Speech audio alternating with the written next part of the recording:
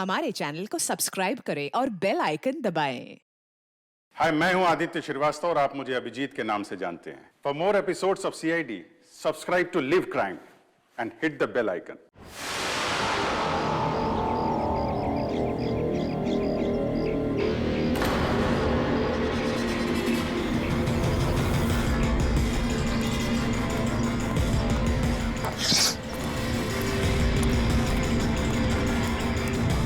ए, रुको, कौन हो तुम?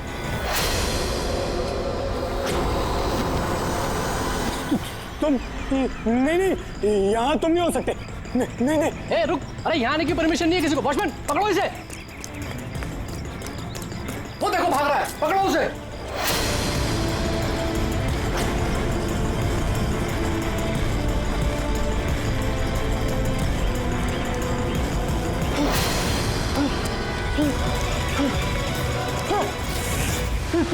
तुम यहाँ भी नहीं, तुम यहाँ नहीं हो सकते। नहीं।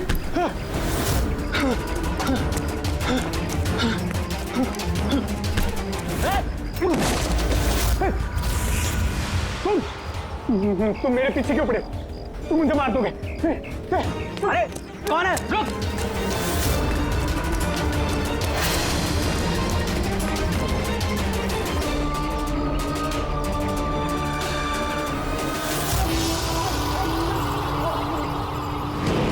परेश, तुम कहाँ हो? मैं तुम्हारी मदद करने आया हूं। देखो, डरो नहीं, सामने आओ। मैं तुम्हें उससे बचा लूंगा। कुछ नहीं कर पाएगा वो तुम्हारा। सामने आओ परेश।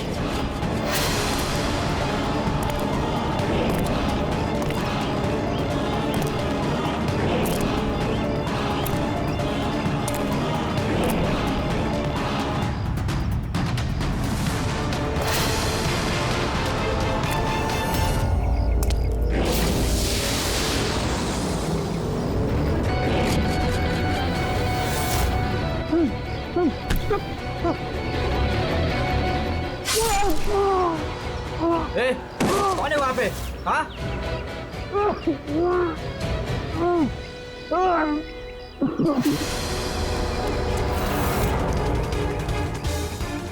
अरे क्या हुआ ये सब? अरे किसने किया? बोलो, बताओ। ठीक तो हो तुम? अरे बताओ, किसने किया ये सब? इंस्पेक्टर दया।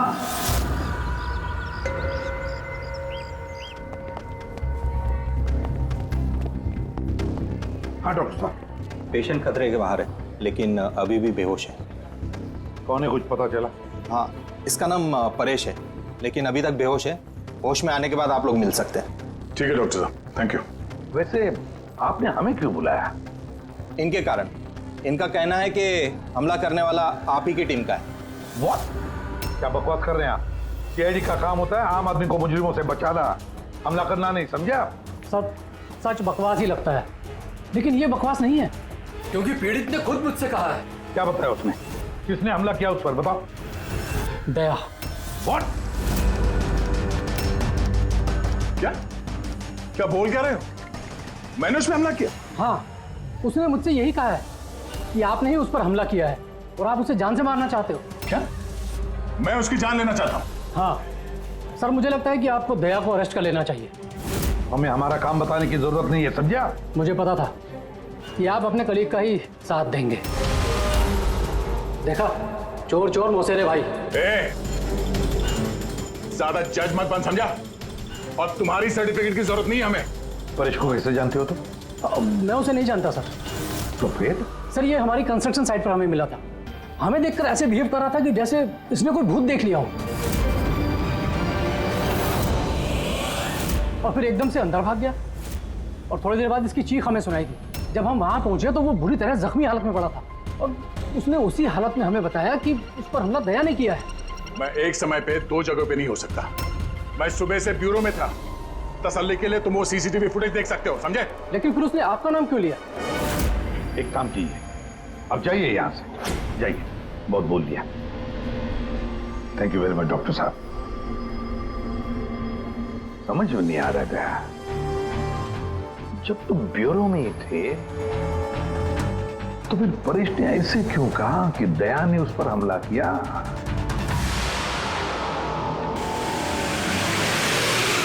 एक बात बताइए, जब आप लोगों ने यहाँ पे परेश को जख्मी हालत में देखा था तो उसके साथ में कोई था या किसी को आते जाते देखा हो? नहीं साहब, वो अकेला ही था। लेकिन सर उसने इंस्पेक्टर दया का पता है, उसने दया का नाम बोला। हम यहाँ वो जानने आए जो उसने नहीं बोला, समझे आप? और दया ऐसा नहीं कर सकता। सर आप इतने यकीन से कैसे कह सकते हैं कि दया सर ऐसा कुछ नहीं कर सकते हैं? जो आदमी अपनी जान दांव पे लगा के दूसरों की जान बचाता हो वो किसी का खून नहीं कर सकता। खुद से ज्यादा मुझे दया पे भरोसा है, समझे?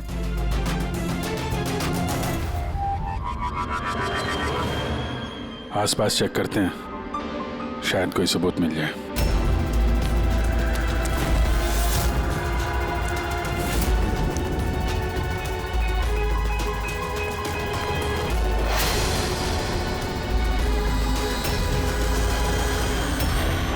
सर,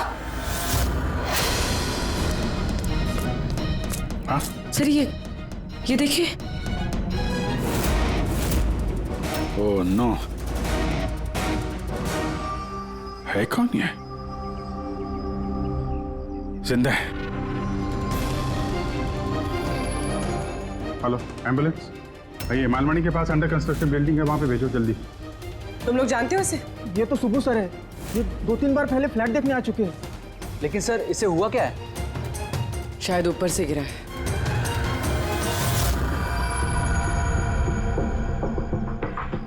ऊपर से गिरा है या फिर गिराया गया है? पेशेंट की कंडीशन स्टेबल है, ये बहुत जल्द होश में आ जाएगी। गुड।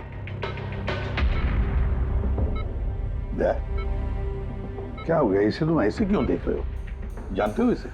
साहब, अभिजीत तुम यहाँ क्या कर रहे हो? जिस अंडर कंस्ट्रक्शन बिल्डिंग में इस परेश पे हमला हुआ है वहां पे हमें एक और आदमी जख्मी हालत में मिला। और एक आदमी? कौन है वो? तो वॉचमैन बता रहा था उसका नाम सुबू है, वहां पे 2-3 बार आया था मकान देखने के लिए। उसके हाथ में से हमें ये कपड़े का टुकड़ा मिला है।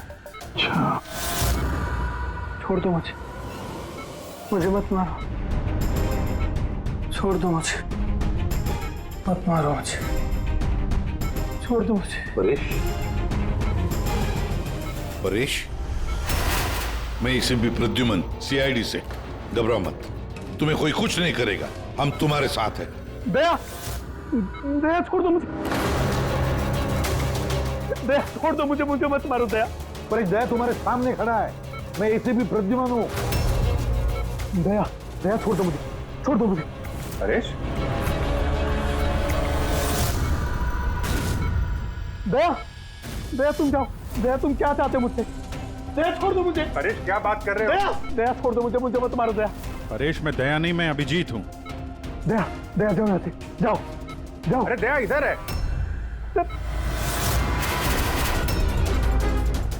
दया छोड़ दो मुझे, मुझे मत मार दो दया। परेश इधर देखो, हम पहले मिल चुके हैं, तुम जानते हो मुझे। दया छोड़ दो मुझे, मुझे मत मारो। सब दया हो, तुम सब दया हो, मुझे मत मारो। डॉक्टर, दया छोड़ दो मुझे, डॉक्टर, दया छोड़ दो मुझे। डॉक्टर साहब, देखिए ना क्या हो गया इसको? दया छोड़ दो मुझे, मुझे एक मिनट, सब दया, सब दया कुछ नहीं होगा तुम्हें। एक मिनट, सब दया हो तुम, सब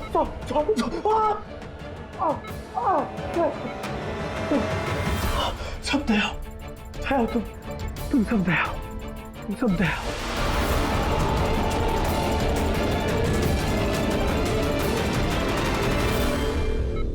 ये चक्कर है क्या?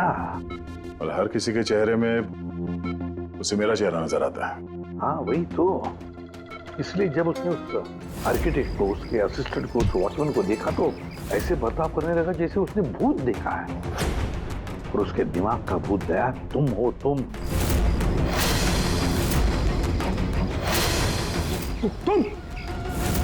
और इसीलिए उसे लगता है कि तुमने उस पर हमला किया है, क्योंकि हमलावर में भी वो तुम्हें ही देख रहा होगा। तो मेरी समझ में ये बात नहीं आ रही सर कि मेरा ही चेहरा क्यों? दया, तुम कह रहे थे ना इसे तुम पहले से जानते हो, कैसे?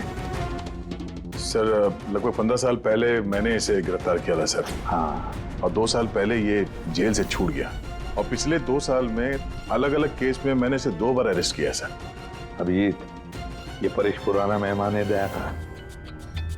और परेश पे हमला किया किसने और क्यों?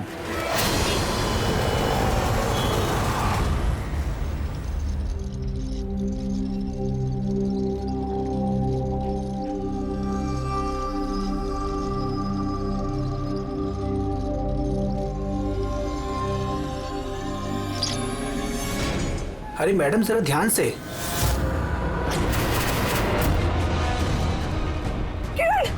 कौन किरण? मैं कोई किरण नहीं हूँ। अरे क्या कर रही मैडम, क्या कर रही हैं आप? आपको कुछ गलतफहमी हो रही है मैम। अरे मैडम, आप ठीक तो हो ना? किरण? कौन किरण?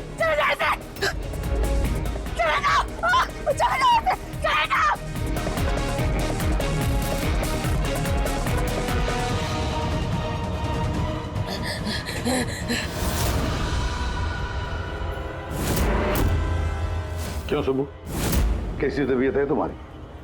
सर, पैर की हड्डी टूट गई है और बाकी इधर उधर थोड़ी सी चोटें लगी हैं। मुझे एक बात बताओ, क्या हुआ था उस दिन? हाँ? वो आदमी सीढ़ियों से भाग रहा था जब मैं उससे टकराया, और जब मैंने उसके हाथ में चाकू देखा तो मैंने शोर मचाया और उसे पकड़ने की कोशिश की, लेकिन तब उसने मुझे धक्का दे दिया और मैं नीचे गिर गया। उसके बाद सर कुछ याद नहीं। सुबह, तुम्हारे हाथ में से हमें वो जो एक कपड़े का टुकड़ा मिला था, लाल कलर के चौकड़ी का, क्या वो उस आदमी की शर्ट का टुकड़ा था? जी सर, शर्ट पहना था उसने वो, और हाथापाई के दौरान शायद वो मेरे हाथ में आ गया था। अच्छा ये बताइए, उस आदमी का चेहरा देखा था? सब कुछ इतनी जल्दी में हुआ कि कुछ याद नहीं। ठीक है, अब तुम जाओ, अगर जरूरत पड़े तो हम तुमसे फिर मिलेंगे, ठीक है? जी सर, थैंक यू सर। जाओ।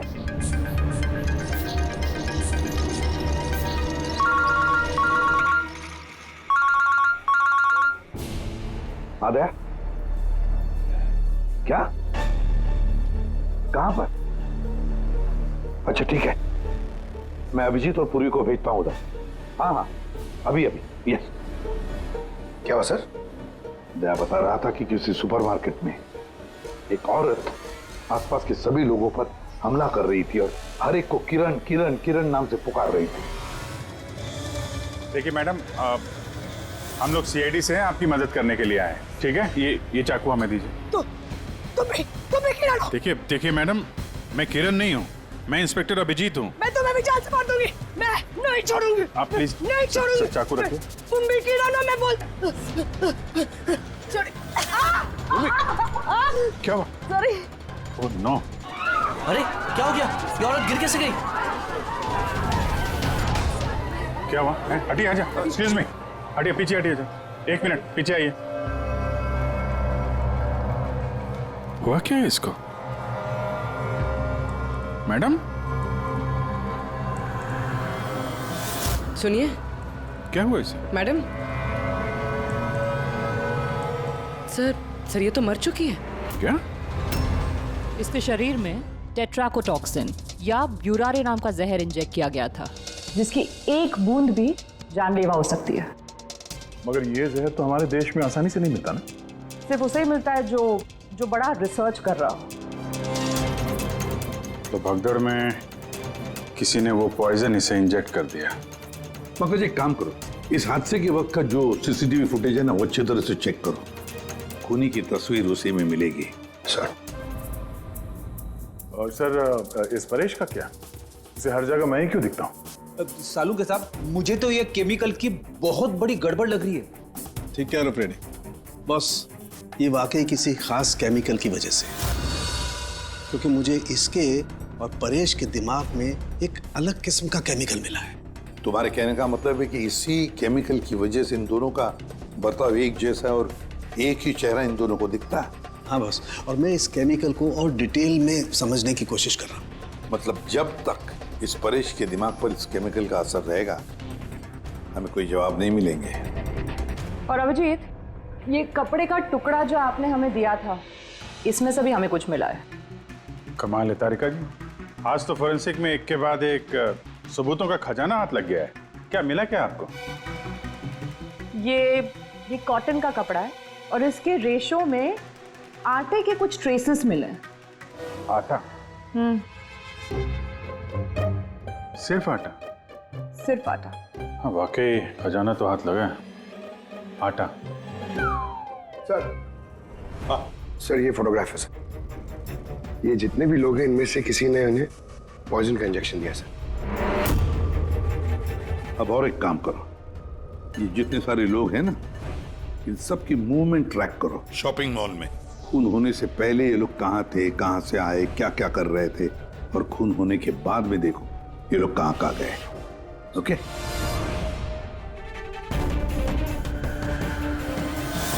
सर मैंने इस औरत का बैकग्राउंड चेक किया। इसका नाम शिप्रा है। ये एक हाउसवाइफ थी। सर परेश तो फिर भी एक मुजरिम है, उसके कई दुश्मन हो सकते हैं, लेकिन इसकी किससे क्या दुश्मनी हो सकती है? वजह तो कुछ भी हो सकती है पूर्वी, लेकिन एक बात कॉमन है शिप्रा और परेश के बीच में, तो उन दोनों के ब्रेन में वही केमिकल मिला है। तो उन दोनों का दुश्मन भी एक ही हो सकता है। इस किरण के बारे में क्या पता चला?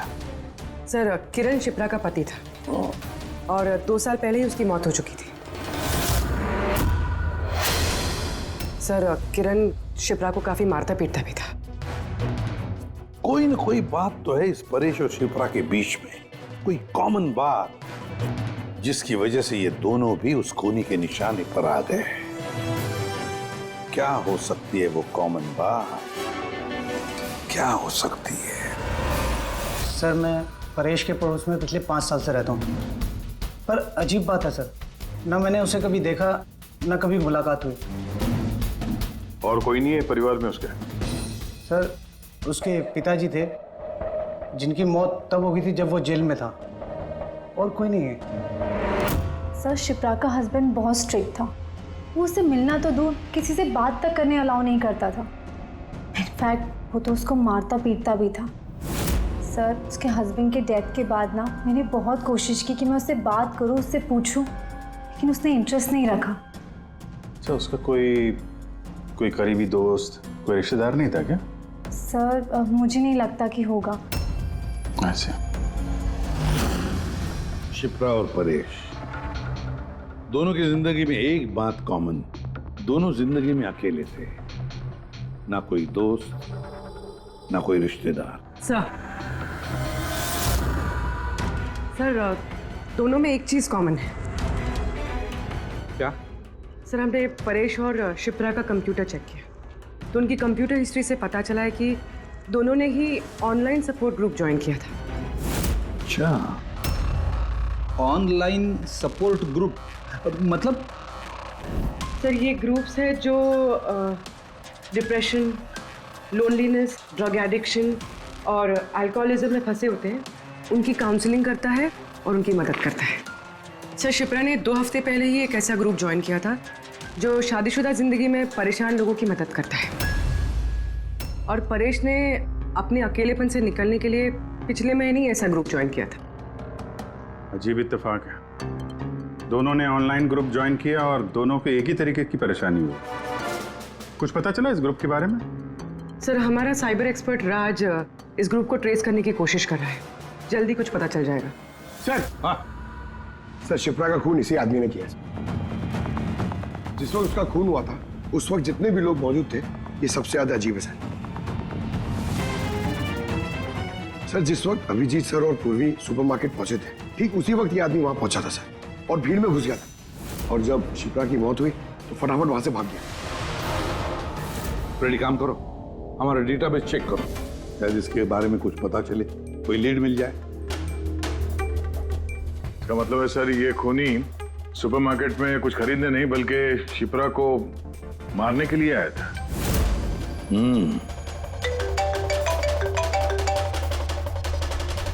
हाँ राज, ओके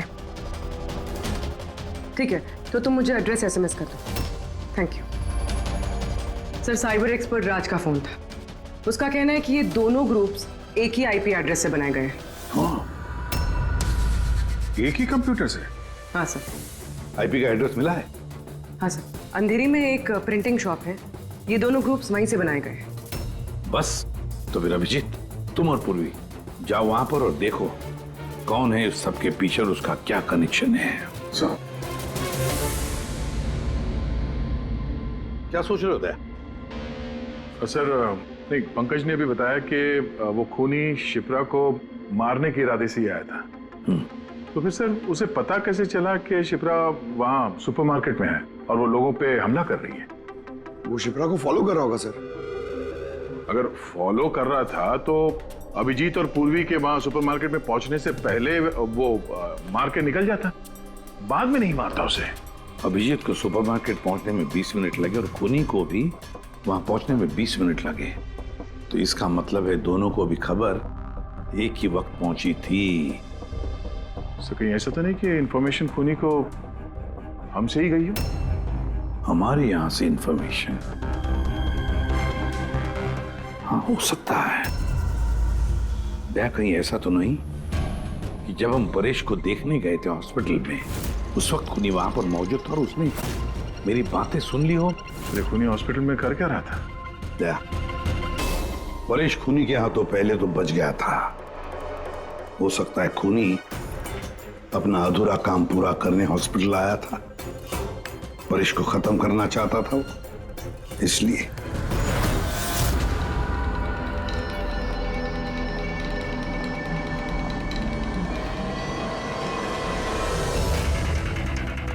डॉक्टर साहब, क्या आपने इस आदमी को देखा है?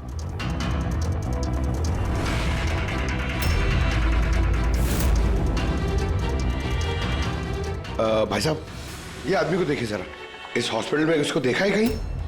हाँ हाँ, इसको तो मैंने देखा है। कहाँ देखा है? वहाँ वेटिंग रूम में।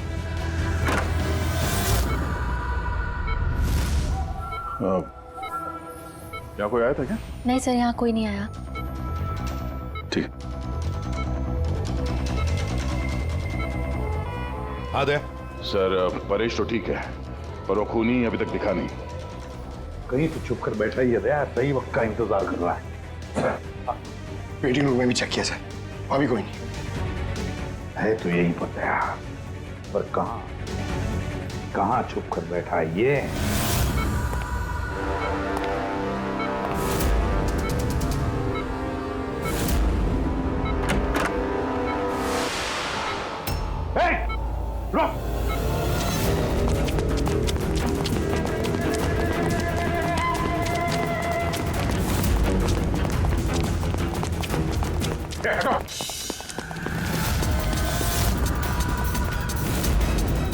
कहाँ भागोगे? रुक!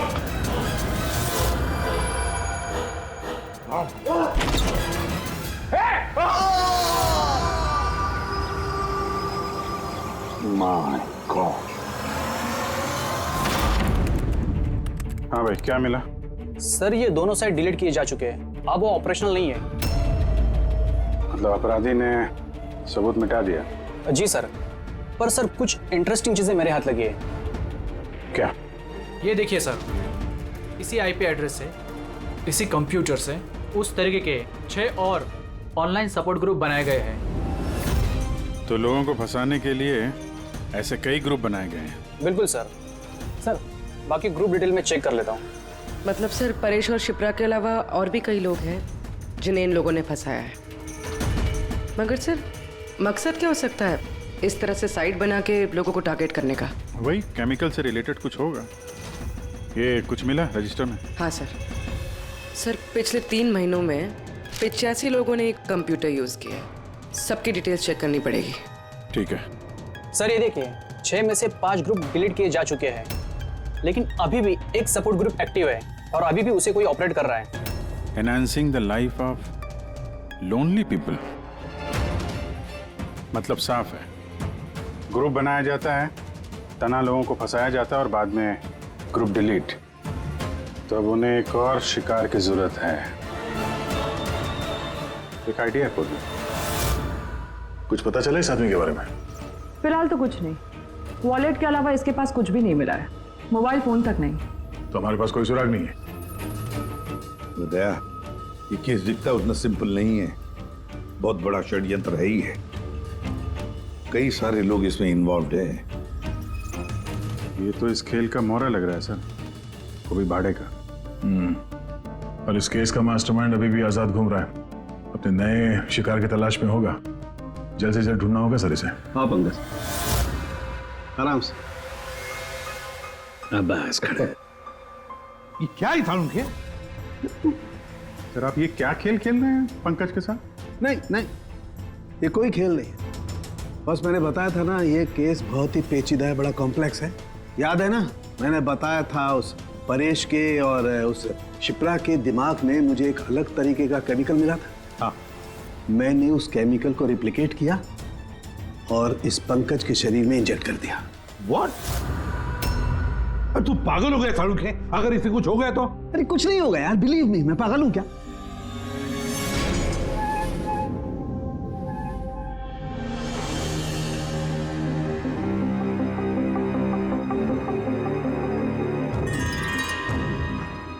पंकज, अब आंखें खोलो, देखो तुम्हारे सामने कौन खड़ा है। तो फ्रेडी सर है। ग्रेट, ये फ्रेडी सर है ना। अब इस तरफ देखो पंकज, यहां कौन खड़ा है?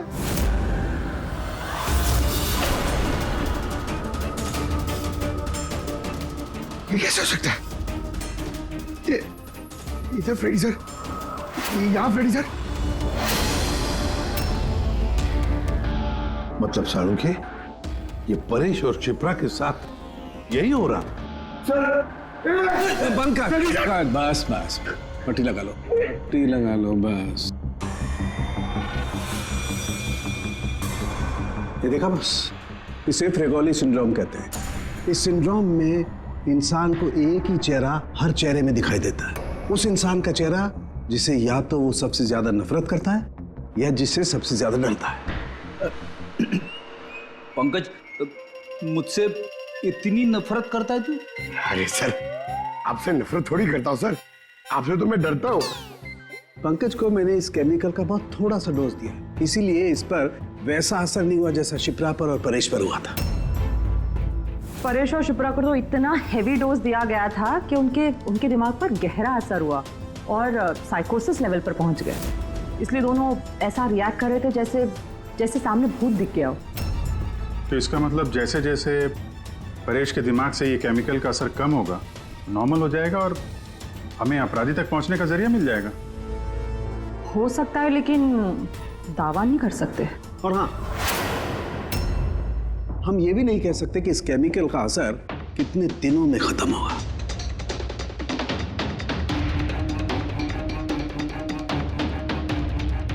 अगर हम परेश के ठीक होने का इंतजार करेंगे तो बहुत देर हो जाएगी। हमें कोई और तरीका ढूंढना होगा, कोई और तरीका। हाँ पूर्वी। सर, मैंने वो ऑनलाइन ग्रुप पे रजिस्टर कर लिया और डिटेल्स भी एकदम परेश और शिप्रा की तरह थी। नो फ्रेंड्स, नो फैमिली, एकदम अकेले। उन लोगों को ऐसे लोगों की तलाश है। ये तुम्हारा ट्रैक है, इससे पता चलता रहेगा तुम्हारे मोमेंट के बारे में। और ये तुम्हारा कैमरा। हमारे पास सिर्फ ये वॉलेट है सर, उस आदमी की पहचान और असलियत जानने के लिए, और एक कुछ चीजें मिली है साथ में। पेट्रोल पंप का बिल, ये होटल का मैच बॉक्स, खरीदा हुआ मैच बॉक्स, ये नंबर किसका है? ये सेलफोन लगता है किसी? सर हम इस पेट्रोल पंप पे गए थे, वहां से पता चला सर ये आदमी महीने में 2-3 बार वहां पे आता है, और सीसीटीवी फुटेज में हमने देखा कि वो अपने बाइक पे हर बार अलग अलग नंबर प्लेट लगा के आता है। हाँ, और पेमेंट कैश में करता है। और सर, ये मैच बॉक्स जिस होटल का है वहाँ पे भी हमने पूछताछ की। वो आदमी महीने में 5-6 दफ़ा खाना खाने आता है और पेमेंट भी कैश से करता है। सर ये नंबर के बारे में आप पूछ रहे थे सर, ये बार में एक लड़की है जो काम करती है, उसका है। वो कह रही थी कि उस आदमी का नाम अशोक है और 1-2 बार उनसे बात हुई है, फिर वो गायब हो गया सर। मतलब हमारे पास इस अशोक के बारे में सिर्फ इतनी इंफॉर्मेशन है। एक काम करते हैं, ये सारी जो लोकेशंस है ना, पेट्रोल पंप, बार और ये होटल, देखते हैं कहाँ पर है। जरा मैप दिखाओ।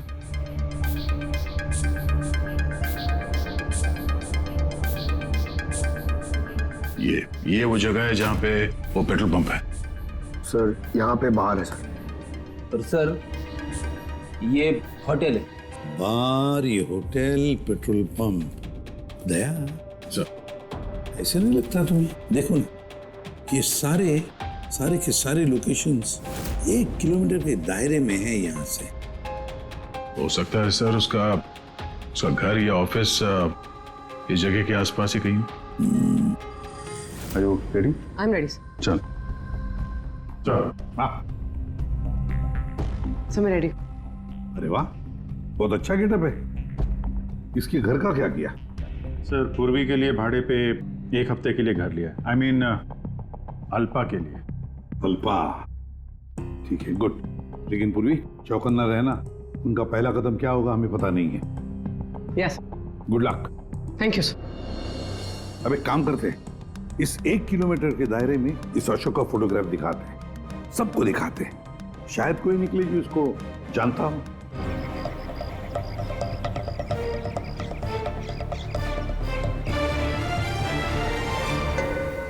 पूर्वी। हाँ सर। चौकन्ना रहना। सर यहाँ पे तो सब ठीक है।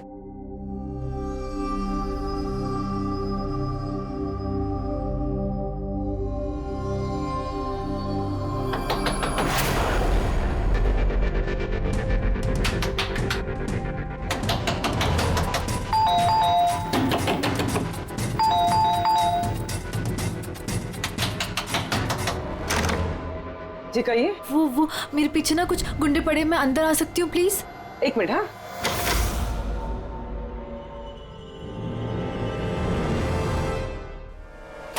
हाँ जल्दी आओ। क्या क्या क्या हुआ क्या तुम्हें? अरे ये तो आदित्य है, शिप्रा की पड़ोसन। वो एक्चुअली मेरे पीछे कुछ गुंडे पड़ गए थे, मुझे समझ नहीं आ रहा था, इसलिए मैं आपके घर आ गई। कोई बात नहीं। Thank you miss. अल्पा। और तुम? अदिति। बैठो। अब प्लीज मुझे 1 गिलास पानी देंगे प्लीज? अभी लाती हूँ।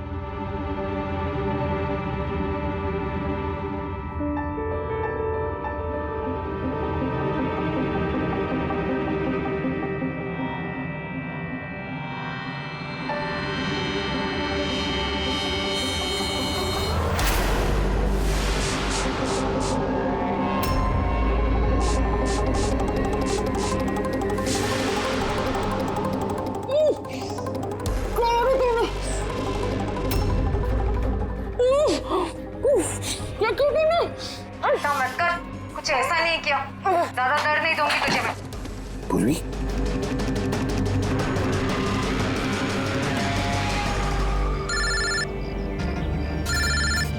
हाँ सर। क्या शिप्रा की पड़ोसन अदिति? सर मैं फौरन वहां पहुंचता हूं। नहीं सर, अब अशोक का भी पता नहीं चला। ये सर। सब कुछ प्लान के मुताबिक तो चल रहा है। अब देखते हैं आदिति पूर्वी को कहां लेकर जा रही है। अरे ये क्या, ट्रैकर एक ही जगह पे मूवी नहीं हो रहा? कहीं ऐसा तो नहीं उन लोगों को ट्रैकर के बारे में पता चला हो, निकाल कर फेंक दिया हो? माय गॉड, अब तक पहुंचेंगे कैसे इन सब तक?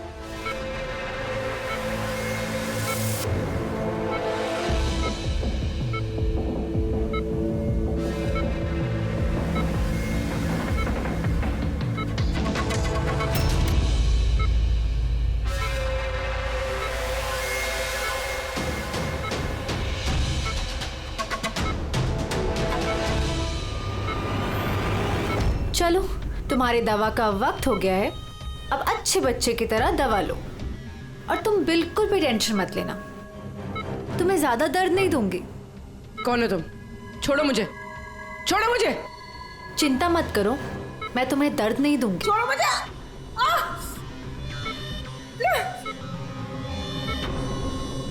मैंने तुम्हें मना किया था ना कि कुछ दिनों के लिए हम किसी नए लोगों को नहीं लाएंगे, क्योंकि सीआईडी वाले हमें पागलों की तरह ढूंढ रहे हैं। हमारी कोई भी लापरवाही हमें बहुत महंगी पड़ सकती है। सर अदिति का घर बंद था, दरवाजा तोड़ के हम लोग अंदर भी घुसे पर कुछ हाथ नहीं लगा सर। इस अशोक का भी कुछ पता नहीं चल रहा है। सर ऐसा लग रहा है हमारे लिए सारे रास्ते बंद हो गए। नहीं फ्रेडी, हमारे लिए कोई रास्ता बंद नहीं होता, हम सीआईडी वाले रास्ता बनाते हैं। सर वो लोग कहीं पूर्वी को केमिकल इंजेक्शन ना दे दे। नहीं, कुछ नहीं करेंगे वो लोग, पूरी को कुछ नहीं होगा। कोई तो बात हम मिस कर रहे हैं, कोई तो बात है जो हमसे छूट रही है, पर क्या क्या हो सकती है वो बात? सर वो कपड़े का टुकड़ा जो हमें सुबह के हाथ में मिला था, उसके रेशे में आटा मिला था हमें। हाँ सर, आटा। जब मैं अशोक के बारे में रोड पे लोगों से पूछ रहा था, हाँ, तो वहां पे मैंने एक आटा की चक्की देखी थी और उसके पीछे एक पुरानी बिल्डिंग भी है। तो फिर जरूर वो आदमी जिसने परेश पर हमला किया उस आटे की चक्की के आसपास ही रहता होगा, इसीलिए तो उसकी शर्ट पर आटा आ गया। तो ये भी तो हो सकता है कि परेश पे हमला करने वाला अशोक ही हो। सर वो कपड़े का टुकड़ा भी अशोक का ही हो सकता है। ये भी हो सकता है कि परेश पे हमला करने वाला और ये अशोक दोनों एक गैंग के लिए काम करते हो और वो गैंग आटे के चक्की के आसपास होगा। सबके सब आटे के चक्की के आसपास ही हो गया अभिजीत, और पूर्वी को भी उस चक्की के आसपास ही रखा होगा।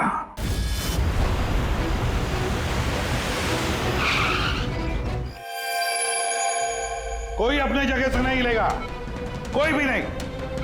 पूर्वी कहाँ है? अदिति, पूर्वी कहाँ है?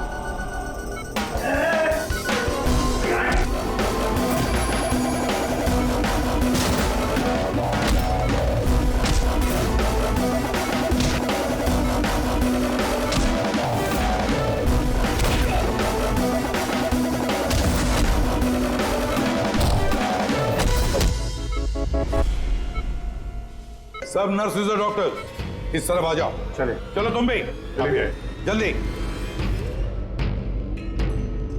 डॉक्टर अदिति, पूर्वी कहाँ है? पूर्वी कहाँ है?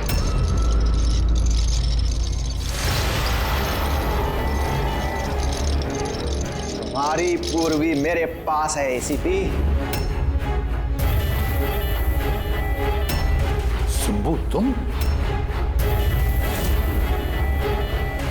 हाँ मैं, जिसे तुम लोग यहां वहां खोज रहे थे ना, वो तुम लोगों के साथ ही था। मुझे देखकर अफसोस तो हो ही रहा होगा ना। मुझे पता था सीआईडी कोई भी काम अधूरा नहीं छोड़ेगी, इसलिए मैं अपना हर कदम फूंक फूंक कर रख रहा था। लेकिन इस अदिति की बेवकूफी की वजह से सब गड़बड़ हो गया और मुझे फंसाने के लिए तुमने अपने इस ऑफिसर को मेरे पास भेज दिया। लेकिन अब ये मेरे जाल में फंस चुकी है और मुझे यही यहां से बाहर निकालेगी। तुम्हें क्या लगता है पूर्वी की आड़ लेकर तुम हमसे बच जाओगे? नहीं, लगता नहीं है, ऐसा ही होगा। अगर तुम अपने इस बहादुर ऑफिसर को जिंदा देखना चाहते हो तो मुझे यहां से जाने दो, नहीं तो मैं ये केमिकल इसके अंदर इंजेक्ट कर दूंगा और उसके बाद क्या होगा तुम लोग सब जानते हो। पर ये सब तुम क्यों कर रहे हो? हाँ?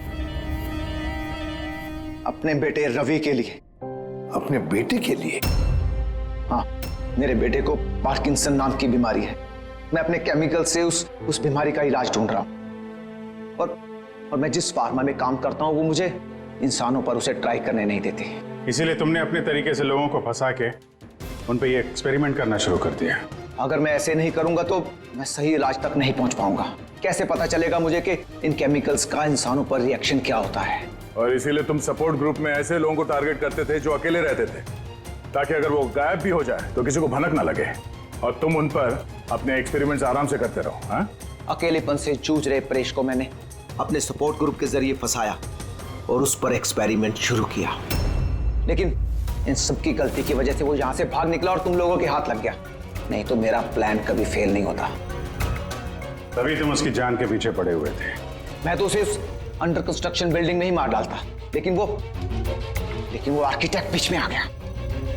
वहां तुम भी तो जख्मी हालत में मिले थे, ये क्या चक्कर है? परेश को जैसे ही मैंने चाकू मारा मुझे लोगों की आवाज आई और मैं वहां से भागना चाहा और हड़बड़ी में तुम्हारा पैर फिसल गया और तुम सीधे नीचे गिर गए। मैं तो वहां से भी भाग जाता, लेकिन मेरे टूटे हुए पैर की वजह से मैं भाग नहीं पाया। और इसीलिए तुमने विक्टिम होने का ढोंग किया। ताकि तुम सेफ भी रहो और किसी को तुम पे शक भी ना हो। और तभी तुम लोगों की नजर मुझ पर पड़ी। और शिप्रा का क्या? उसे तो तुमने किडनैप नहीं किया था, वो तो सुपरमार्केट में घूम रही थी। सपोर्ट ग्रुप में से अदिति ने शिप्रा को चुना और हमने डिसाइड किया कि हम उसे किडनैप नहीं करेंगे और चुपचाप ये ड्रग देते रहेंगे।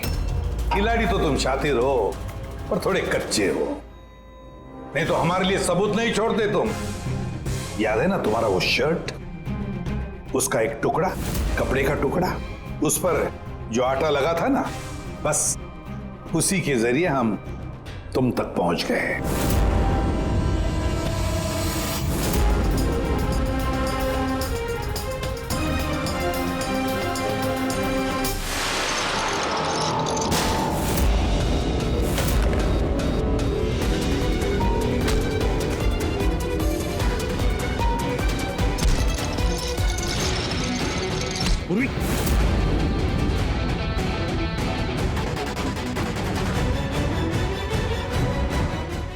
देखो, हाँ? क्या किया तुमने सुब्बू? कभी सोचा है? हाँ? अपने बेटे को बचाने के लिए तुमने न जाने कितने लोगों की जान दांव पर लगा दी, पर यह नहीं सोचा ना कि सही क्या है, गलत क्या है। तुम्हारे बेटे को तो हम अच्छी से अच्छी ट्रीटमेंट दिलवाएंगे, मगर तुम्हें जेल की सलाखों के पीछे बिठा देंगे। शायद फांसी का ऑर्डर भी आ जाएगा तब तक।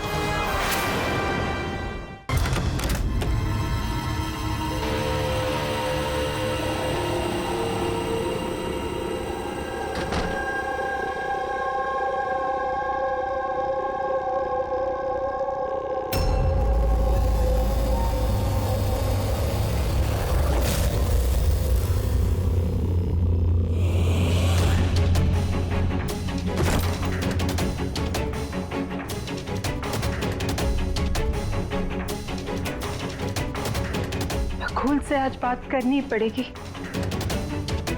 चाहे कुछ भी हो। बकुल से बात करनी ही पड़ेगी।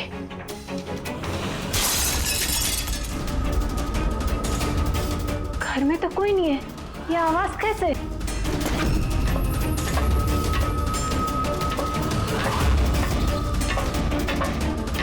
कीर्ति, बकुल, तो कुछ बोलता क्यों नहीं है? कीर्ति, भैया, कीर्ति,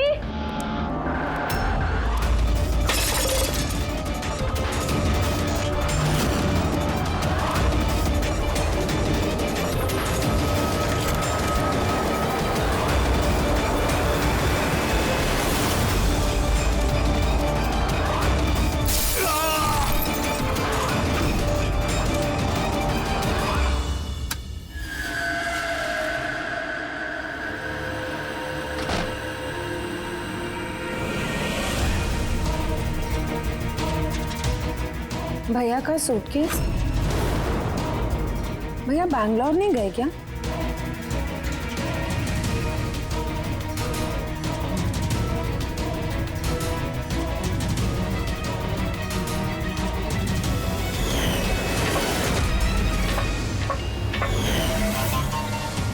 भाभी भी वापस आ गई।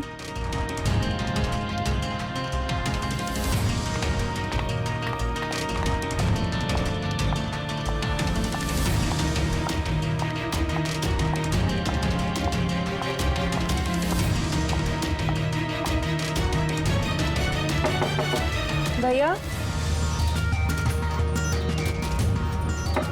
बकुल भैया, भैया आप बैंगलोर नहीं गए क्या? भाभी,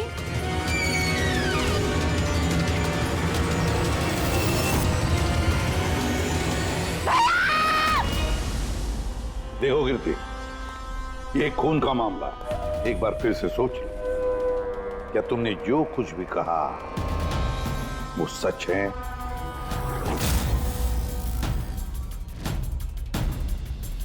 सर, हमें नहीं लगता है कि ये बात सच है। आपके लगने या ना लगने से कोई फर्क नहीं पड़ता। जब आपसे कुछ पूछा जाएगा तभी बोलना। हो सकता है ये सच बोल रही हो, क्या पता।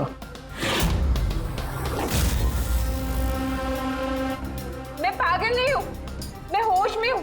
मैं कह रही हूँ ना आपको कि आशिका भाभी ने खुद ही बोला है कि उन्होंने बकुल भैया का खून किया है। भाभी! भाभी! भैया! आशिका भाभी! भाभी! भाभी! भाभी! भाभी! भाभी का थैंक गॉड भाभी! भाभी! भाभी! ये सब हुआ कैसे? किसने किया ये सब भाभी? मर गया बकुल। किस्सा खत्म। हाँ, मार दिया, सब खत्म, मार दिया। सिर्फ मार दिया ये कहने से साबित नहीं हो जाता कि उसी ने बकुल को मारा है। ये भी हो सकता है कि वो कुछ और बोलना चाहती है। हाँ?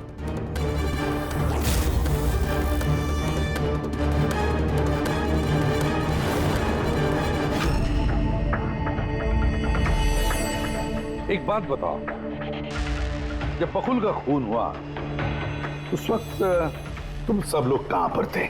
कहां थे तुम लोग? मैं और नितिन तो एक दोस्त की शादी में खंडाला गए थे। कीर्ति का कॉल आया और हम भागे चले आए। मेरी बिजनेस मीटिंग थी होटल क्रिट्स में, वहाँ एक क्लाइंट के साथ डिनर था। जैसे ही नितिन का फोन आया तो मैं यहाँ पर चला आया। और आप कीर्ति, आप कहाँ थी? मैं बाहर गई हुई थी। कीर्ति बाहर गई थी, चाचा जी क्लाइंट के साथ मीटिंग में थे और आप दोनों खंडाला गए थे। उस वक्त बकुल और आशिका घर में अकेली थी, है ना? बकुल भैया भी बैंगलोर जाने वाले थे, उनकी 11 बजे की फ्लाइट थी और आशिका भाभी तो पार्टी में गई थी। आप सब घर में नहीं थे तो फिर बैंगलोर जाने वाला बकुल वापस क्यों आया घर पे? और ये आशिका वो पार्टी से वापस क्यों आई? तो वो आप जाकर आशिका भाभी से पूछिए ना कि वो इतनी जल्दी वापस क्यों आ गई।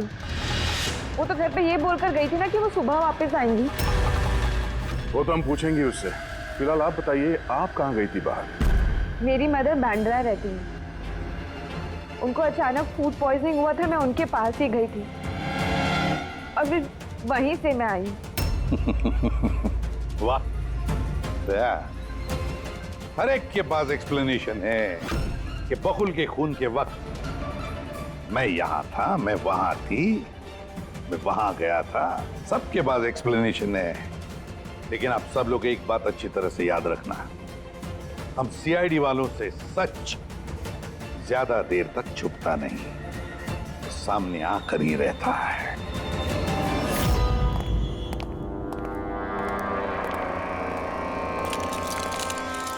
हाँ जी, पूरी बॉडी में कांच के टुकड़े घुसे हुए थे। सर लुमिनॉल टेस्ट भी किया सर, यहाँ पे जो खून है इसके अलावा कहीं भी खून नहीं है। एक काम करो, घर की अच्छी तरह से तलाशी लो, देखो कोई ना कोई सबूत जरूर मिलेगा, है ना?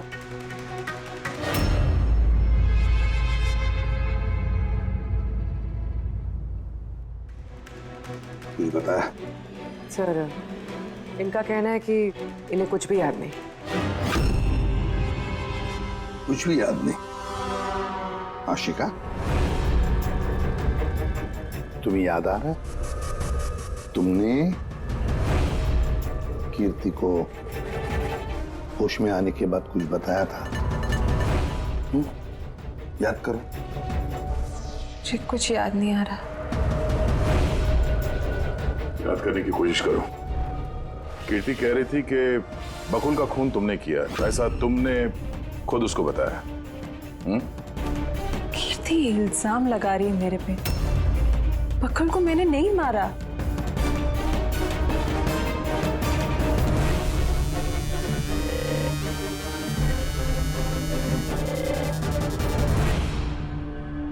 सर कहीं ये याददाश्त जाने की एक्टिंग तो नहीं कर रही है?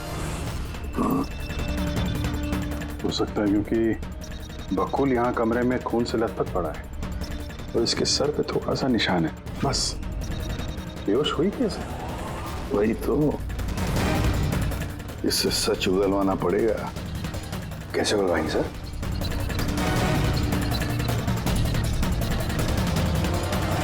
सच उगलवाएंगे नार्को टेस्ट से।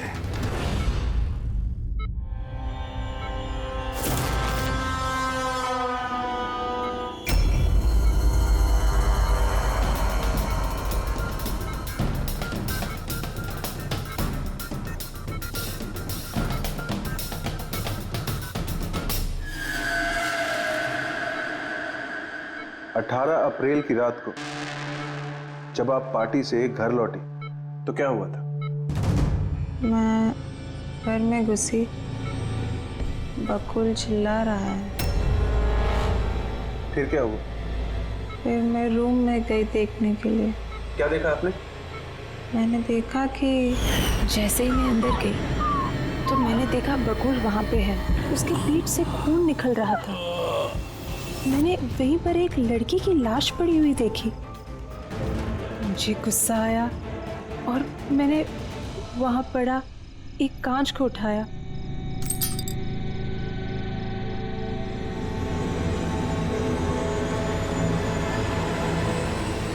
और बकुल को मार दिया। तभी मुझे मेरी गर्दन पे प्रेशर महसूस हुआ। मैं बेहोश होने लगी। बेहोश होने से पहले मैंने दरवाजे पे एक फिगर को देखा जिसने ऑरेंज फ्लोरेसेंट जैकेट पहन रखी थी। आदमी था या औरत थी? आदमी। ओके, फिर क्या किया उसने? वो मेरे पास आ रहा है, शायद मुझे मारना चाहता है। अच्छा आशिका, तुमने वहाँ किसी औरत की लाश को देखा था? हाँ देखा था। औरत की लाश? वहां पर तो हमें किसी औरत की लाश नहीं मिली। हम तो बकुल के मर्डर की जांच कर रहे हैं। अब ये नया केस कहां से आ गया? कौन सी औरत की लाश है? कौन थी वो औरत? मुझे याद नहीं, सब धुंधला दिख रहा है। ये कहीं ये हमें गुमराह तो नहीं कर रही? समझ में नहीं आ रहा है ये किस औरत की बात कर रही है, किस औरत की लाश की बात? आशिका, तुमने बकुल को क्यों मारा? क्यों मारा बकुल को? ठीक ही हुआ कि वो मर गया। वैसे ही जिंदा रहता तो मैं सड़कों पे धक्के खाती। क्यों? सड़कों पे धक्के क्यों खाती? बदचलन साबित करना चाहता था, तलाक चाहता था मेरे से। अच्छा, वो मरी हुई औरत वो कौन थी? मैंने आपको कहा ना, मुझे याद नहीं वो कौन थी। देखो आशिका, हमें वहां पर किसी भी औरत की लाश नहीं मिली। तो फिर कहाँ गई होगी वो लाश? मुझे जब होश आया वो लाश वहां से जा चुकी थी। और वो फ्लोरेसेंट ऑरेंज कलर का जैकेट पहना हुआ आदमी? वो धुंधला धुंधला सा दिख रहा था, दरवाजे पे ही खड़ा था। शायद मेरे बेहोश होने का इंतजार कर रहा था।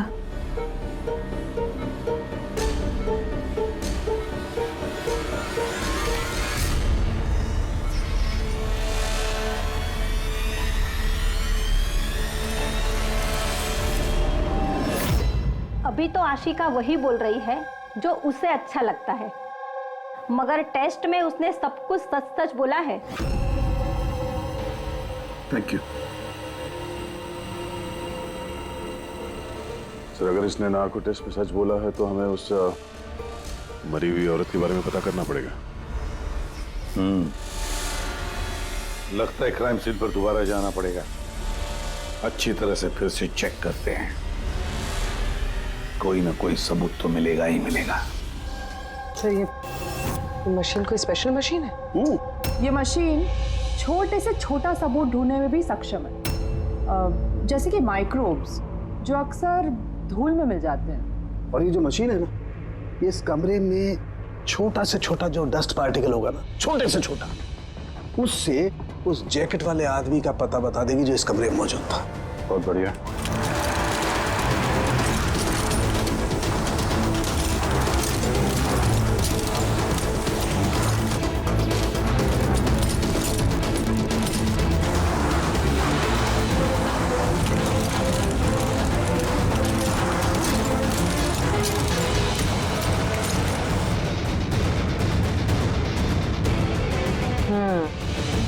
ये देखिए,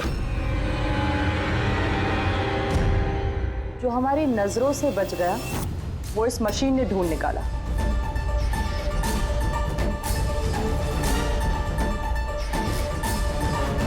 ये तो कोई नाखून लगता है।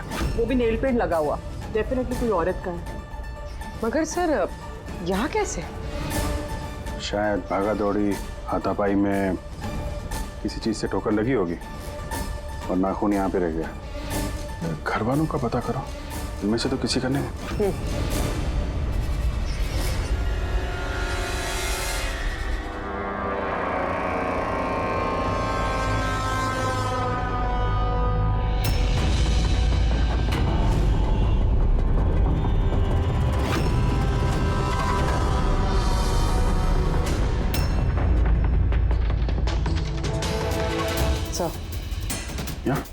पर घर में तो किसी का भी नहीं है। शायद उस औरत का होगा जिसकी लाश आशिका ने देखी थी। लगता तो ऐसा ही है।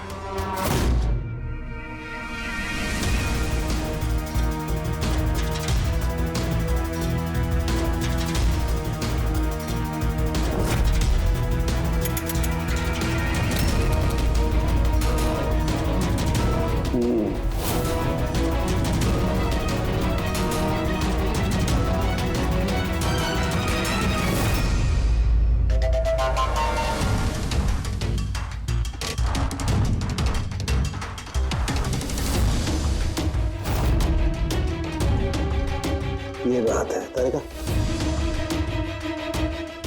राइट। क्या पता चला इस नाखून का किसका है ये? सर, ये नाखून का डीएनए किसी भी फैमिली मेंबर से मैच नहीं हुआ। लेकिन एक बात पता चली बस, ये नाखून जिस किसी का भी है वो एक औरत है और उसकी उम्र 20 से 25 साल। 20 से 25 साल की औरत। और एक बात,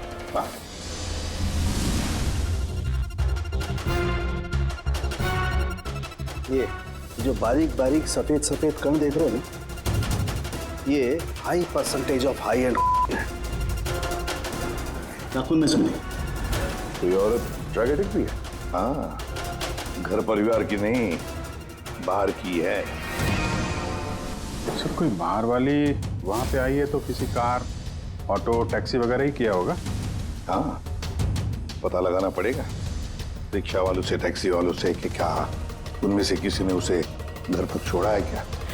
सर, वो आशिका बता रही थी कोई फ्लोरोसेंट ऑरेंज कलर की जैकेट पहने हुए आदमी था वहां पे। बेहोश होने से पहले मैंने दरवाजे पे एक फिगर को देखा जिसने ऑरेंज फ्लोरोसेंट जैकेट पहन रखी थी। वो कौन है, कहाँ से आया, कहाँ गायब हो गया, उसके बारे में भी पता लगाना पड़ेगा। और सर, जितने ड्रग पेडलर्स हैं उनसे भी पता करना पड़ेगा कि कितनी औरतें ये हाई एंड लेती हैं। अभिजीत, एक काम करो, रिक्शा वालों से, टैक्सी वालों से पता लगाओ क्या किसी ने इस औरत को घर पर छोड़ा था क्या, और मिसिंग पर्सन रिपोर्ट भी चेक करो। बताया जाओ, शहर में जितने भी ड्रग पेडलर्स हैं ना, सबसे जाकर पूछताछ करो। देखो क्या वो किसी ऐसी औरत को जानते हैं जो हाई क्वालिटी इस्तेमाल करती है, और हम जाकर उन घर वालों से मिलते हैं, देखते हैं क्या कर रहे थे, कहाँ गए थे इस हादसे के वक्त।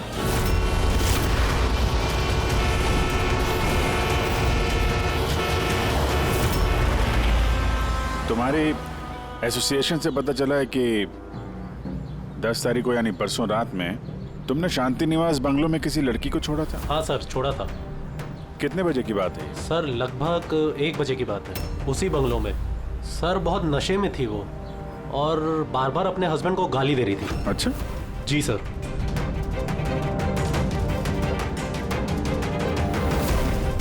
ये लड़की थी वो? हाँ सर, यही थी वो। वहाँ बंगलो के आसपास कुछ गड़बड़ लगी क्या? नहीं सर, गड़बड़ तो कुछ नहीं लगी, सब कुछ नॉर्मल ही था। और एक कार खड़ी थी, एक बाइक, और सर एक गार्बेज वैन भी था। Garbage van? जी सर।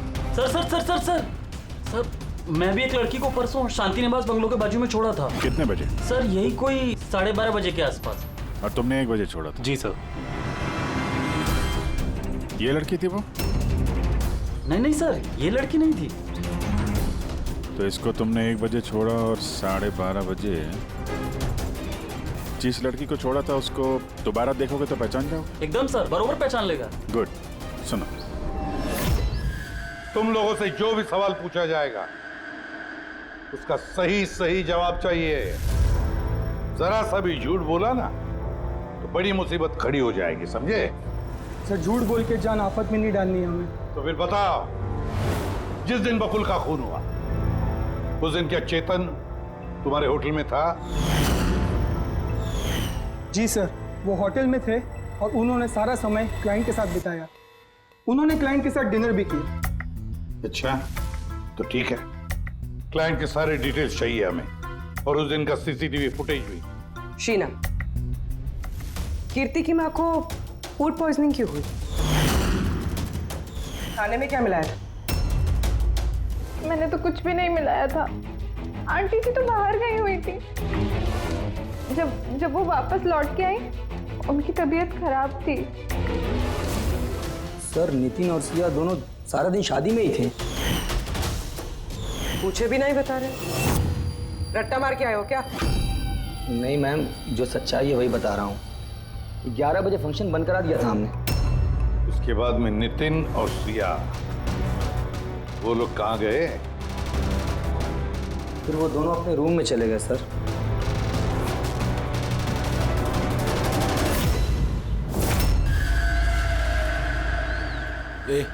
ये माल किधर मिलेगा?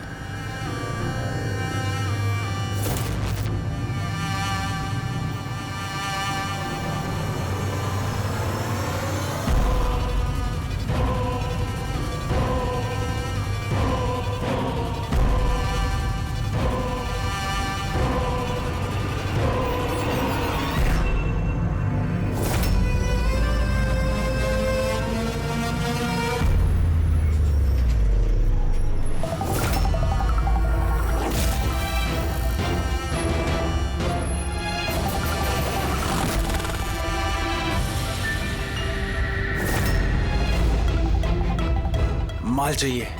मिलेगा। कितना चाहिए और पेमेंट कैसे करेगा? पेमेंट माल इस्तेमाल करने के बाद। माल इस्तेमाल करने के बाद? भागने के बारे में ना सोचना भी मत। मेरे पास हर एक क्लाइंट की ना कुंडली है, कुंडली, और उस कुंडली में लिखा है कि मेरा क्लाइंट ओवरडोज से मरेगा या मेरी बंदूक की गोली खा के। मगर तेरी कुंडली में लिखा है जेल जाना। उन सब औरतों के फोन नंबर चाहिए हमें जिन्हें तुम ड्रग सप्लाई करते हो। जल्दी लाओ।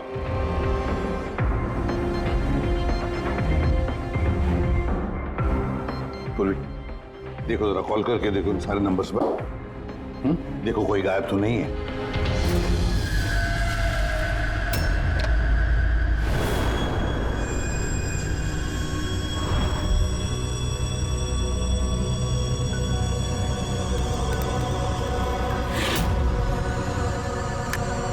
हेलो।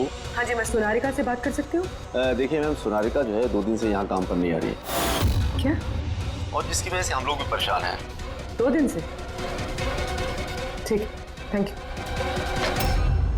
सर, सर डायरी में जो फोटोज थी उनमें से ये वाली लड़की गायब है। इसका नाम सोनारिका है और ये एक बार में काम करती है। 2 दिनों से गायब है। ये सोनारिका, ये तुम्हारी क्लाइंट है? हाँ सर। इसी लड़की को छोड़ा था तुमने? हाँ सर, यही थी, यही थी। आशिका ने इसी को देखा होगा। बकुल के परिवार वालों को अंदर लेकर आओ। जरा ध्यान से देखिए ये फोटो। ये वो लड़की है जिसकी लाश आपके घर से मिली थी। आप लोग जानते हैं सर? हाँ? नहीं सर। अब मैंने देखा है इसे बकुल भैया के साथ 2 महीने पहले। बकुल भैया के साथ 2 महीने पहले? कहां पर देखा था? एक होटल के बाहर, और भैया ने कहा कि ये उनकी क्लाइंट है। अच्छा, एक ड्रग एडिक्ट बार में काम करने वाली लड़की के साथ बकुल था और इनसे झूठ बोल रहा था कि क्लाइंट है। क्यों झूठ बोला उसने?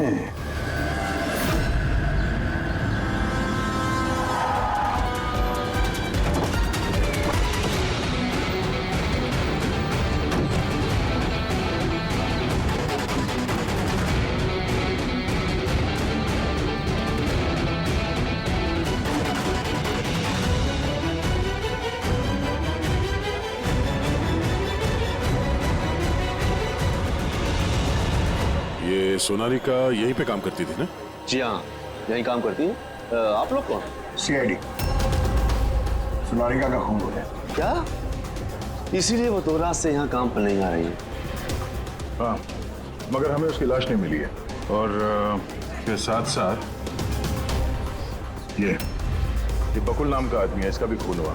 हम ये जानना चाहते हैं कि सोनालिका का इस बकुल के साथ क्या संबंध है? संबंध के बारे में तो नहीं पता, लेकिन हाँ, ये आदमी कभी कभी हमारे बारे में सोनालिका को लेने आता था। फिलहाल आपको इसके बारे में ज्यादा जानकारी तेजी ही दे सकती है साहब। ये तेजी कौन है? सर, ये है तेजी। तेजी, सोनालिका तुम्हारी दोस्त थी। ये बताओ कि इस आदमी के साथ सोनालिका का क्या संबंध है? सर, सोनालिका का बकुल के साथ अफेयर चल रहा था। बकुल उसके सारे रईसों वाले खर्चे उठाता था, पर उसको हमेशा बकुल से कुछ ना कुछ शिकायतें रहती थी। कैसी शिकायत रहती थी? वो कहती थी कि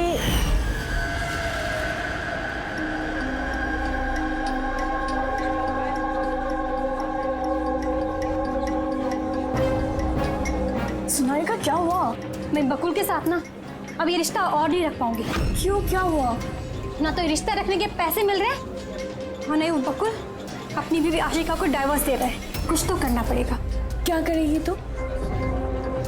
ब्लैकमेल। क्या? मैं उससे ब्लैकमेल करूंगी जिसने मुझे ये नाटक करने के लिए कहा है। तो कोई सोनालिका को पैसे दे रहा था बकुल के साथ प्यार का नाटक करने के लिए। मास्टरमाइंड कोई और ही है?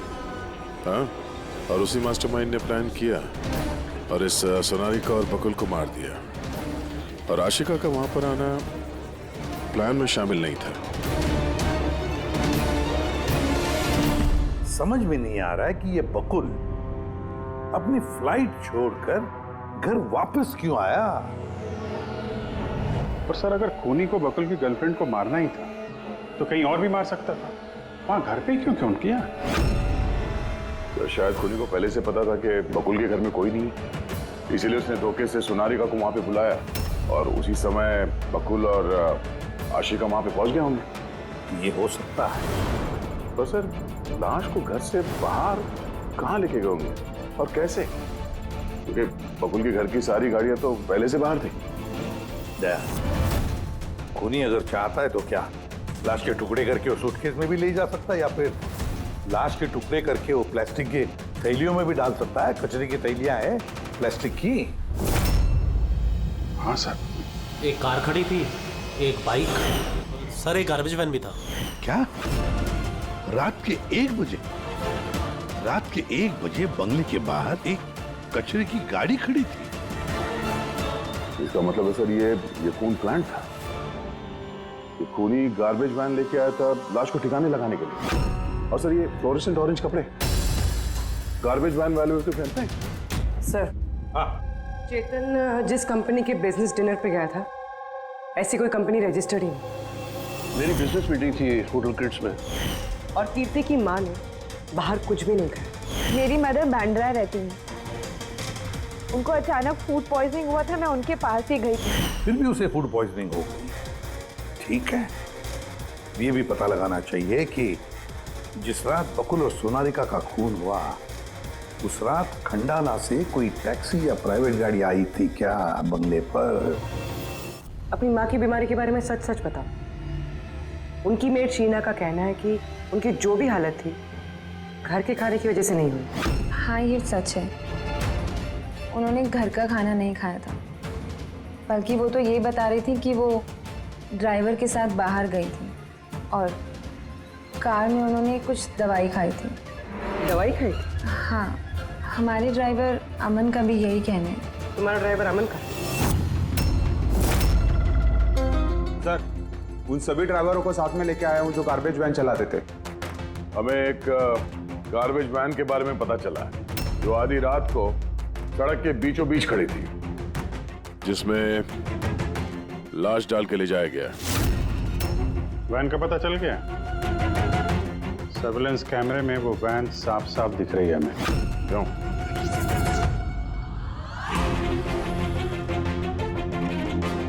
तुम हो ना उस वैन के ड्राइवर? नहीं नहीं सर, मुझे कुछ नहीं पता। मेरा भाई लेकर गया था सर उस वैन को। अब वो उसे कहाँ लेकर गया था और क्यों लेकर गया था मुझे कुछ नहीं बताया सर उसने। फोन लगा उसका? जी सर।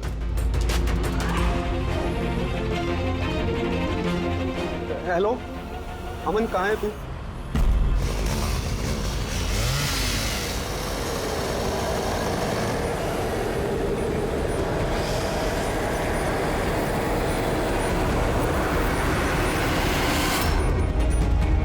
क्या भाई, कैसा है?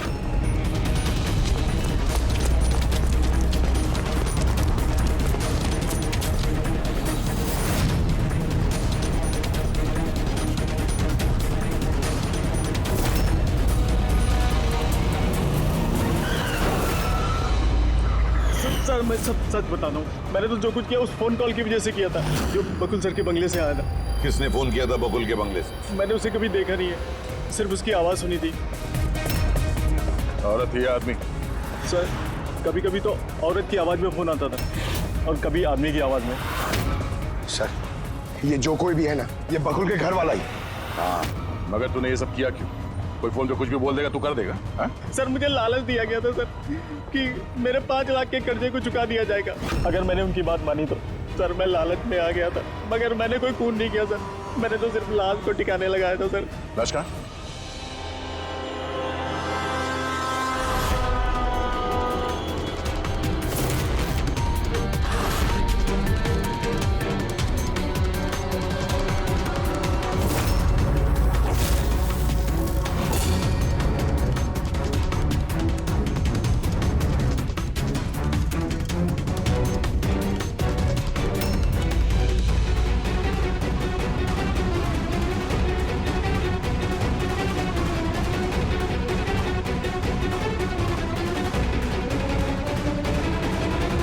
बॉस, इस लड़की का गला घोटा गया है, शायद इसी से इसकी मौत हुई है। तो इसीलिए सोनारिका की खून का कोई भी निशान नहीं था क्राइम सीन पर।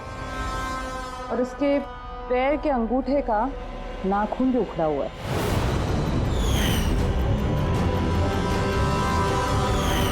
और सर ये क्या है, ये पीला पीला पार्टिकल? यही तो इस केस की सबसे अहम कड़ी है। चलिए खड़े हो जाइए सर, उठिए। और कितनी पूछताछ करेंगे आप लोग? सब कुछ तो बता दिया हमने। इस बार कोई पूछताछ नहीं होगी, आप सभी का नार्को टेस्ट होगा।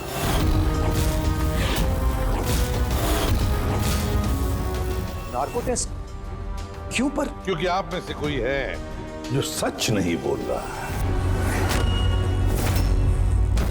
आपके पास कोर्ट की परमिशन है इस नार्को टेस्ट के लिए? जी हाँ, परमिशन के बिना हम कुछ नहीं करते।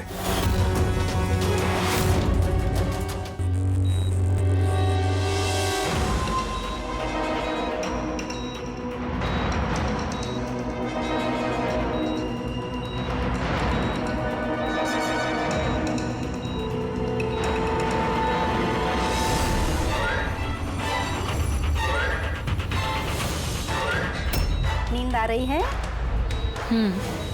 जो मैं आपको बोलूंगी उसका सही सही उत्तर दीजिएगा, ठीक है? सोनारिका को जानती हो? हाँ। बकुल का अफेयर था सोनारिका के साथ, ये भी जानती है आप? हाँ, मुझे दोनों पे शक था। क्या आशिका ने सोनारिका का खून किया है? आशिका जानती नहीं थी सोनारिका को, तो खून कैसे करेगी? अभी आपको नींद आ रही है? हाँ। सोनारिका को जानते हो? नहीं। बकुल का अफेयर था सोनारिका से, ये जानते होंगे आप? नहीं।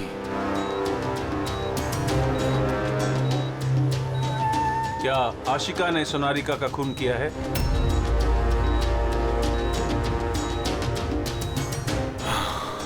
आशिका सोनारिका को जानती थी। आशिका ने ही बकुल और सोनारिका का खून किया है। उसी ने ये खून की साजिश रची थी। आशिका की हरकतें कुछ दिनों से काफी अजीब थी।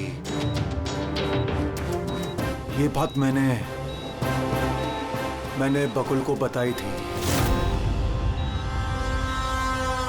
क्या हुआ सर?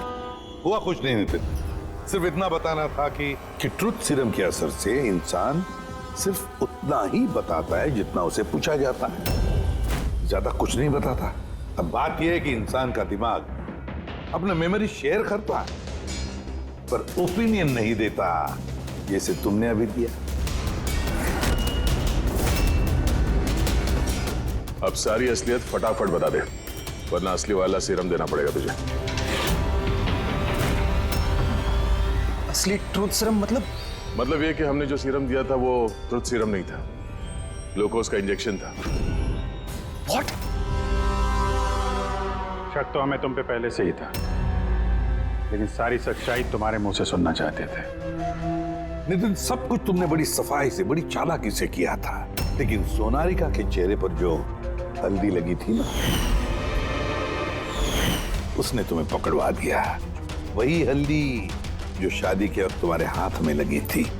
ये पीला पीला पार्टिकल दरअसल हल्दी है, और इस हल्दी में आटा और तेल भी मिला हुआ। आटा, तेल, हल्दी। चेहरे पे हल्दी नहीं है, सिर्फ यहाँ कदम के पास। कहाँ से आई होगी ये हल्दी? सर, सिया बता रही थी कि वो लोग खंडाला गए थे शादी के लिए, और वहां पे हल्दी के रस्म में शामिल भी हुए थे वो लोग। बकुल 500 करोड़ का एम्पायर चला रहा था, वो एम्पायर जो मैंने सेटअप किया था, लेकिन वो मुझे ही उस एम्पायर से बेदखल करने की फिराक में था। तो फिर उससे बात करते थे, उससे समझाते थे। बात करने की कोशिश की थी सर, कई बार कोशिश की थी, लेकिन वो सुनता तब ना। भाई था वो मेरा, मैं नहीं मारना चाहता था उसे, लेकिन वो पूरा एम्पायर अपने नाम पे करवाना चाहता था। इसीलिए फिर मैंने भी एक प्लान बनाया। क्या प्लान बनाया? बकुल और आशिका के आए दिन झगड़े होते रहते थे। वो आशिका को छोड़ना चाहता था।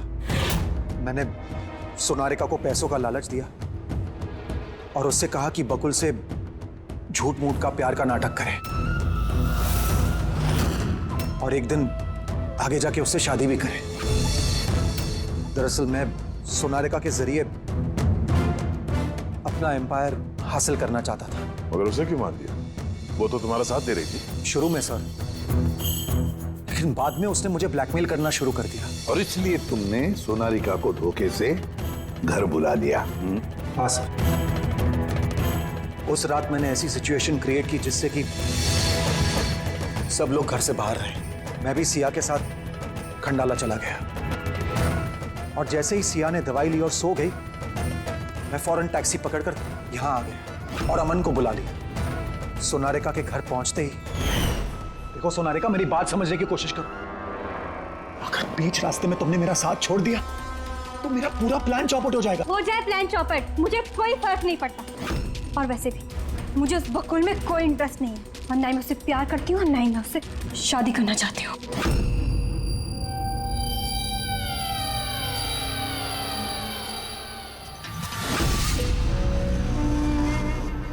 देखो, अगर तुमने मेरा साथ नहीं दिया तो बहुत पछताओगी, बता रहा हूं मैं। धमकी दे रहे हो तुम मुझे? धमकी दे रहे हो तुम मुझे? हाँ? ऐसा ही समझ लो।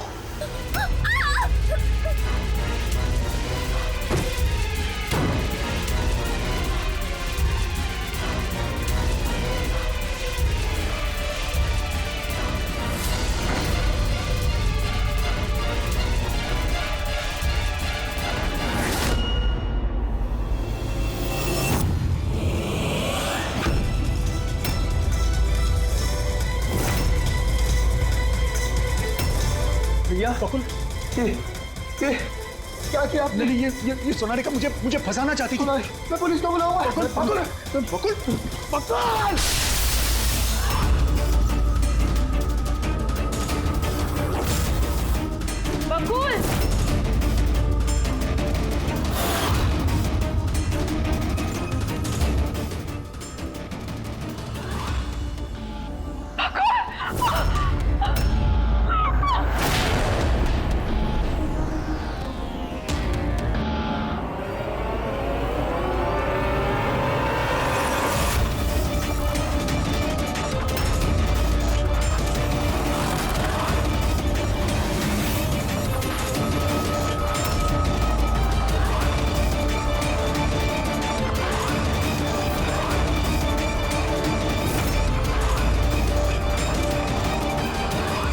अमन को फोन पे पहले ही बता दिया था सोनारिका की लाश को ठिकाने लगाने के लिए। उसने बिल्कुल वैसा ही किया।